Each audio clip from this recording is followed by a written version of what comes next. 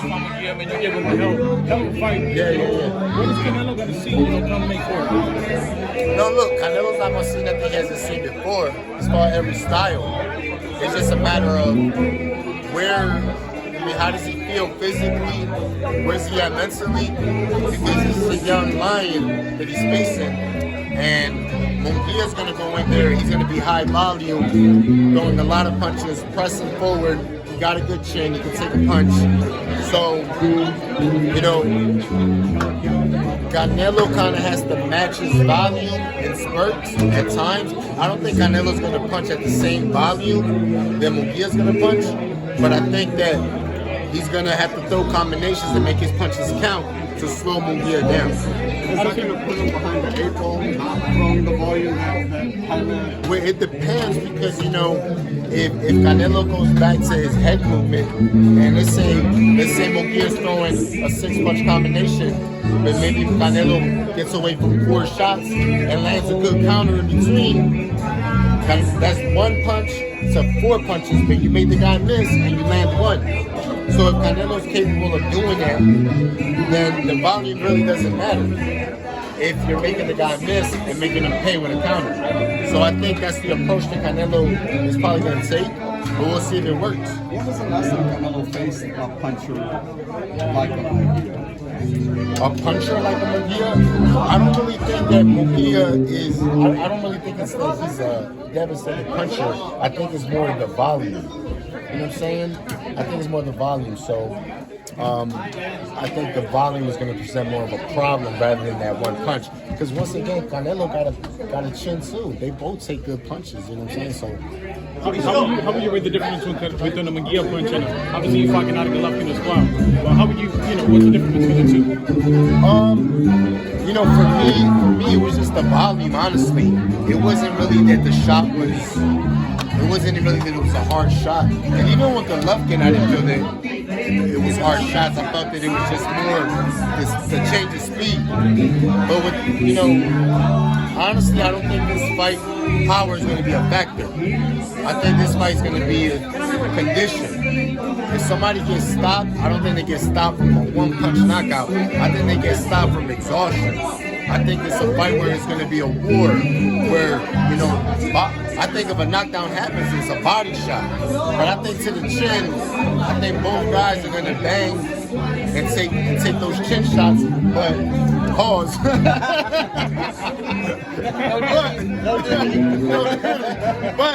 but the body shots, those are the shots that you can't really do nothing about. If you get hit with a good body shot, these are 2 Mexican fighters that both got that left hook to the body. So I feel like it's gonna be a fight where they're gonna clash, and somebody's gonna get that left hook to the body and who's gonna be able to now withstand that arsenal. We haven't seen Canelo in one of those fights. We haven't seen Canelo in that fight. Yeah, because a lot of guys are scared of Canelo. Bebo wasn't, but that's a different weight class. But when you see the fight with Charlo went there for a payday. Charlo ain't do nothing. So all we saw from Canelo was just walking him down 1 shot, walking him down 1 shot. It was like when you see a batter warming up and he's just hitting home runs. It's target practice. That's all Canelo did in his last fight. But Munguia's not scared. Munguia's gonna come to win, and that's gonna bring a different side of Canelo. So I think we're gonna see a great fight between both fighters. Yeah, last one for me. Were you surprised to see Ryan Garcia beat Devin Haney? No, I wasn't surprised. I was more surprised by the approach that Haney took. I was more surprised that Haney didn't jab. I was more surprised that Haney didn't put that hand up. Like, he kept the hand here. He never put it up. His whole camp, that hand should have been glued to the side of his face.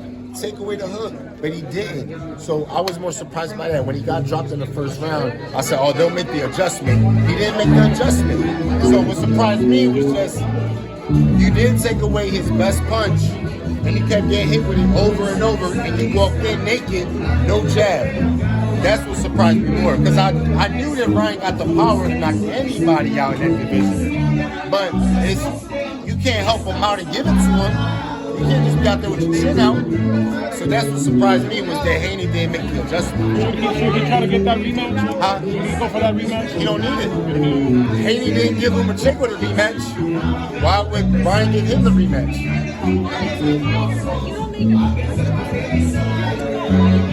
I think what happened is you're in the moment. You never experienced that before. Bill Haney, he's done a good job with his son, but he's never been in that situation as a coach. This is big. It's New York. Your son got caught with a crazy shot. And it's not that it's just your fighter, it's your son. So in that moment, he's telling him what to do offensively. But what I would have done, and if I'm in Haney's corner, I would have said, bro, the next round, just get on your bike, recover, get your strength back, and we come back in the third round. Don't try to play him punch by punch. You know, you got hurt. This is a 12-round fight. So let's take this next round off, recover, and then come back next in the third round and keep that hand up, keep your guard up. You know what I'm saying? Those are things, but he came in wanting to get that shot back, and that just hurt him because he was the one that was being the aggressor, and Ryan was the one that was being the counterpuncher, just stepping back. You know what I'm saying? So it's a learning process. Gabe, who's the best at 140? At 140, Ryan's the best at 143. But at 140, man, you know what I'm saying? It's like, you know, it just depends because, you know, you got 35 or 40, it's so close, and Tank is 35, and then you got Isaac Cruz who just won the 35. At 140, you know, the guy is Matias. You know, he's making his debut with Matchroom.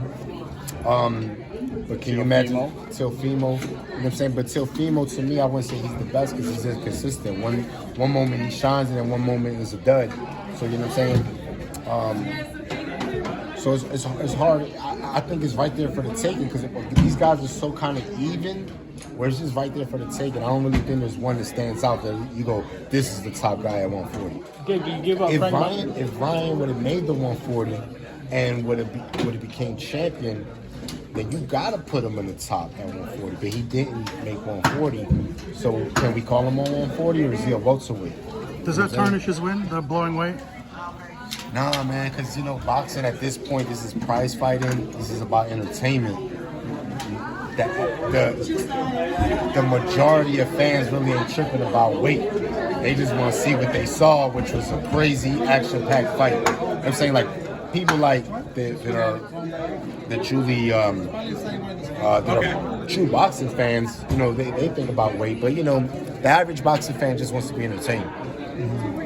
Do you give any chance to Frank Martin upsetting Tank Davis at 135, June 14? I mean, anything can happen, but you know, I think Tank is just Tank is just that dude.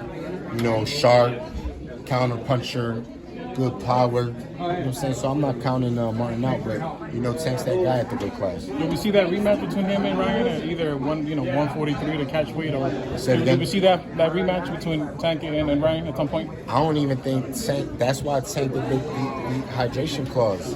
He knew that Ryan. He already said that Ryan could crack, and that was Ryan being depleted.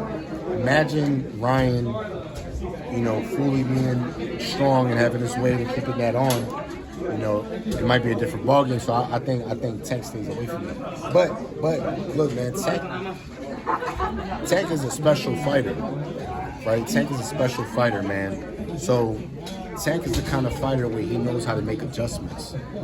So, you know, and money talks, and I think that rematch is big. That rematch should be big. So money talks, man. So and if that rematch was to happen, it's 50-50. It's 50-50.